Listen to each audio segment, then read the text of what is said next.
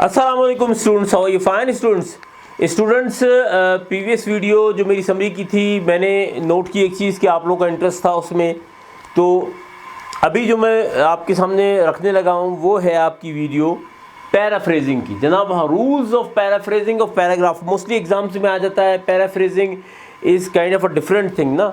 देखें, जिस तरह समरी है, पैराफ्रेजिंग थोड़ा सा एक्सपेंड उसको, जो भी पैराग्राफ, जो भी चीज़ आपको दी गई, even I am talking about sentence दिए गया, उसको आपने एक्सपेंड करना है।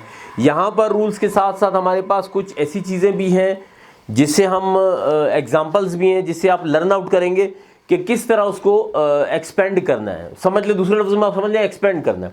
आते जनाब रूल्स की तरफ। Number 1, do not ever translate a paragraph. देखिए, बात ये अल्हम्दुलिल्लाह चीज़ों का आपको पता है, ये मतलब नहीं है कि आपने पैराग्राफ पढ़ा और उसको ट्रांसलेट कर दिया, ये मतलब नहीं है। ट्रांसलेट आप कर सकते हैं, ठीक है, आपके अंदर नॉलेज है, कैपेबिलिटी, ये आप कर सकते हैं, लेकिन ट्रांसलेशन की यहाँ पर बात नहीं हो रही, यहाँ पर पैराफ्रेजिंग की बात हो रही है। नोट डाउन रखिएगा इस चीज़ को। फॉर एग्जांपल देखिए, मैंने एक छोटी सी एग्जांपल भी दी है, एग्जांपल से आप लोग अल्हम्दुलिल्लाह समझ जाएंगे। देखें, ये एक जो मैंने ब्लैक से लिखा है, the sun rises in the east. ठीक है, एक सिंपल सेंटेंस है, the sun rises in the east. अब देखें, ये स्टार जो है ये इसकी पैराफ्रेजिंग है। ठीक है, किस तरह? The sun comes up from the eastern direction.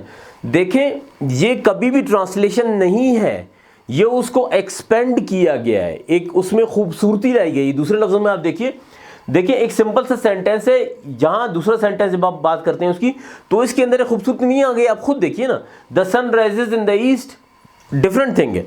The sun comes up from the eastern direction, एक ब्यूटी आ गई उसके अंदर। बात ब्यूटी लाने की भी है, ब्यूटी के अलावा जब वो पैराफ्रेजिंग होगी तो वो जो आपका मकसद है वो अचीव हो जाएगा। अब देखें, सेकंड पॉइंट की तरफ हम आते हैं। Try to write a details of a passage. तो नोट करिएगा, डिटेल्स के बाद मैंने यहाँ पर एक कॉमा डाला हुआ है, इसको मैं थोड़ा सा यहाँ पर कर देता हूँ सो दैट आप लोगों को समझ आ जाए कि क्यों कॉमा क्यों डाला हुआ है। कि डिटेल्स आपने किसकी बतानी है? पैसेज की बतानी है। पैसेज, जितना पैसेज पूरा आप पढ़ेंगे, यहाँ तो एक सेंटेंस की मैंने बात की, सेंटेंस पे कभी नहीं जाइएगा। मैंने आपकी सिर्फ आपकी थोड़ा सा माइंड को क्लियर करने के लिए एक सेंटेंस लिखा है, वरना मैं पूरा पैराग्राफ लिखता पता नहीं कितनी जगह ऑक्युपाई हो जाती, कितनी लंबी वीडियो हो जाती। तो खैर, डिटेल, पैसेज की आपने डिटेल देनी है। चलें, अब छोटी सी एग्जांपल, इसी एग्जांपल को हम आगे बढ़ाते हैं। The sun rises of the east in the east. अब ये समझ लें कि ये एक पैराग्राफ है, आप ऐसी समझ लें। अब देखें, यहां पर जो इस total, the sun comes up from the eastern direction, total and total ये लिखा गया है, कभी भी इसको मतलब कि कुछ और नहीं मिलाया गया, कुछ और नहीं, मतलब कि क्या किया गया। यहां पर पूरी इसकी डिटेल, हाँ, डिटेल में थोड़ा सा खूबसूरत ब्यूटी भी आ गई, डिटेल में हो गया।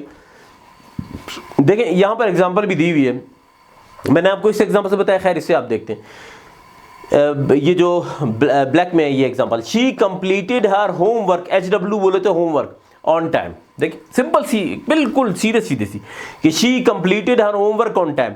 जब यहां पर हम उसको पैराफ्रेज करते हैं भाई, तो she finishes her homework within a given time, कि within the given time में उसने अपना होमवर्क को कंप्लीट कर लिया। चीज सेम है, कोई उसमें परेशानी नहीं है, कोई प्रॉब्लम नहीं है, सिंपल का सिंपल है। ठीक है ना जी, लेकिन वो किस तरह उसको ब्यूटिफाई किया गया है वो आपने देख लिया।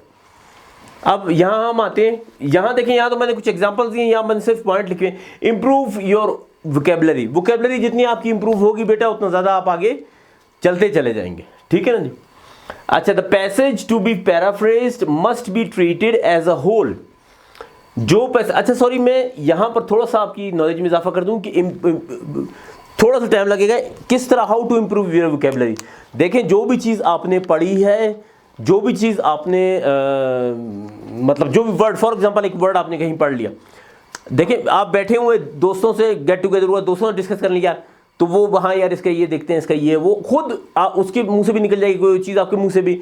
बैठे हुए नेट पे मोबाइल पकड़ा जी, देख लिया जी, इसके सिनोनिम देख लिया, ऐसी ऐसी खेल खेल में ये इंप्रूव हो जाएगी। खैर, आगे आते हैं। The passage to be paraphrase must be treated as a whole.